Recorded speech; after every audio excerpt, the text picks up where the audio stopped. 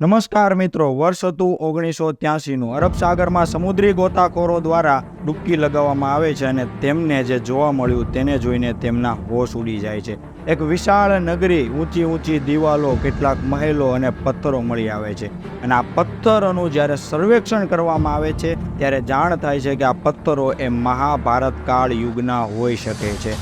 આ નગરી એટલે કે બીજી કોઈ નહીં પરંતુ વાસુદેવ પુત્ર શ્રી કૃષ્ણની નગરી એટલે કે દ્વારકા હતી. પરંતુ મિત્રો, અહીં સવાલ એ થાય છે કે આટલી મોટી નગરી અને ભગવાન શ્રી કૃષ્ણની નગરી શા માટે સમુદ્રમાં લીન થઈ હશે? તો ચાલો જાણીએ આ વિડીયોમાં. પરંતુ એ પહેલાં જો તમે આ ચેનલને લાઈક છે અને સબસ્ક્રાઈબ ન કરી હોય તો અત્યારે જ કરજો.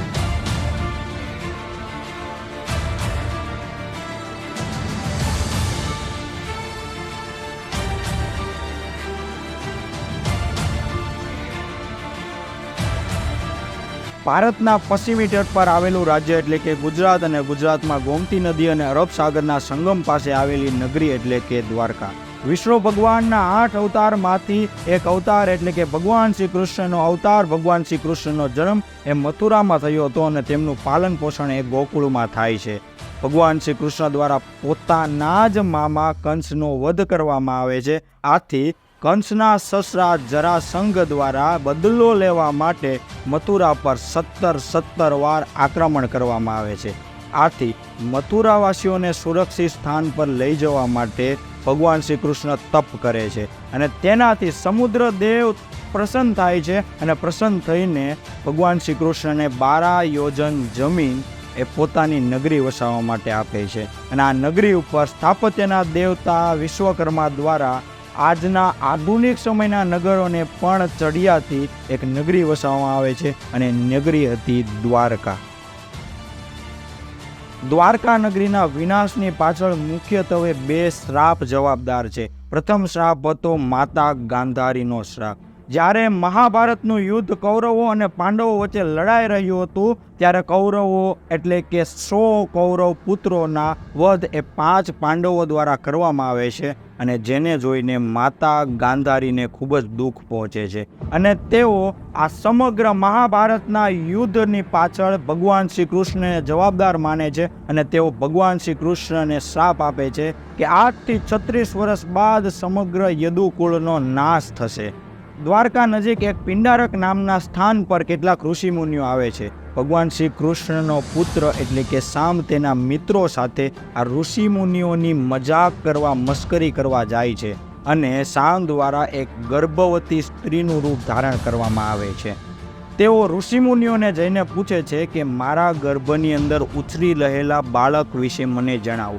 ઋષિમુનિઓ આ જાણીને ક્રોધિત થઈ જાય છે અને પોતાનું અપમાન થતું જોઈને સાંબને શ્રાપ આપે છે કે સમગ્ર યદુકુળનો નાશ તારા ગર્ભમાંથી જન્મનાર એક લોખંડના મૂસળ દ્વારા થશે.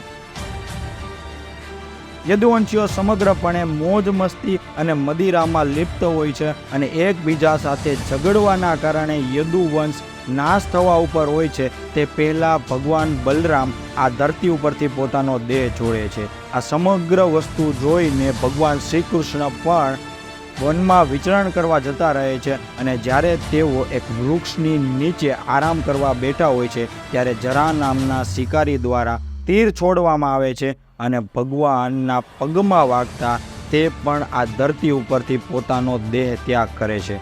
મિત્રો, આ જે તીર વાગ્યું ને તે લોખંડનું બનેલું હતું.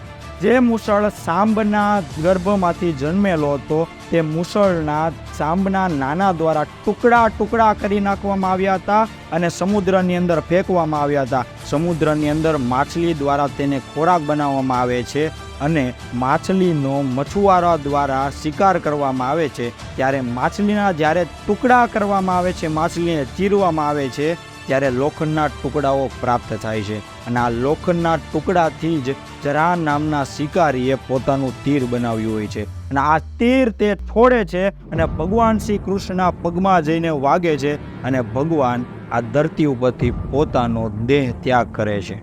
ભગવાન શ્રી કૃષ્ણના મૃત્યુ બાદ અર્જુનને તેની જાણ થાય છે અને તેઓ સમગ્ર દ્વારકા વાસીઓને પોતાની સાથે હસ્તિનાપુર લઈ જાય છે. સમગ્ર દ્વારકા જ્યારે ખાલી પડે છે ત્યારે સમગ્ર દ્વારકા એ સમુદ્રની અંદર જળ લીન થઈ જાય છે. એટલા માટે જ આજે આપણને દ્વારકા નગરી એ સમુદ્રની અંદર જોવા મળે છે.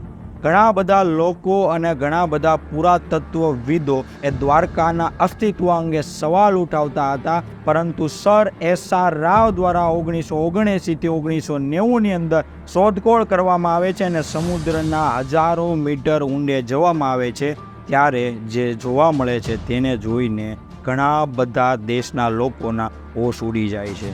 સમુદ્રની અંદર 560 મીટરથી પણ લાંબી દિવાલો જોવા મળે છે.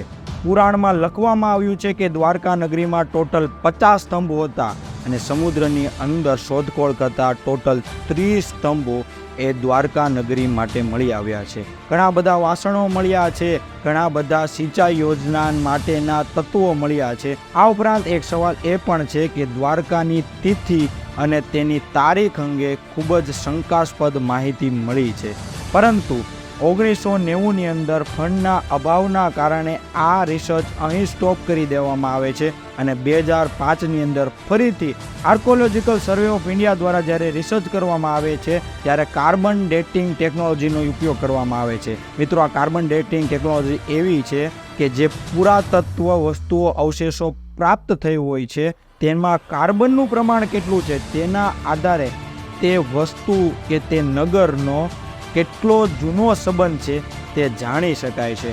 આટલું જ નહીં, મહાભારતની અંદર 35 શહેરોનો ઉલ્લેખ કરવામાં આવ્યો છે. તેમાંથી આજનું દિલ્હી એટલે કે તે સમયનું ઇન્દ્રપ્રસ્થ, તેમાંથી આજનું મેરઠ એટલે કે તે સમયનું હસ્તિનાપુર, તેમાંથી આજનું હરિયાણા એટલે કે તે સમયનું કુરુક્ષેત્ર અને ગુજરાતની અંદર આવેલ દ્વારકા નગરી વિશે આપ પરિચિત જ હશો.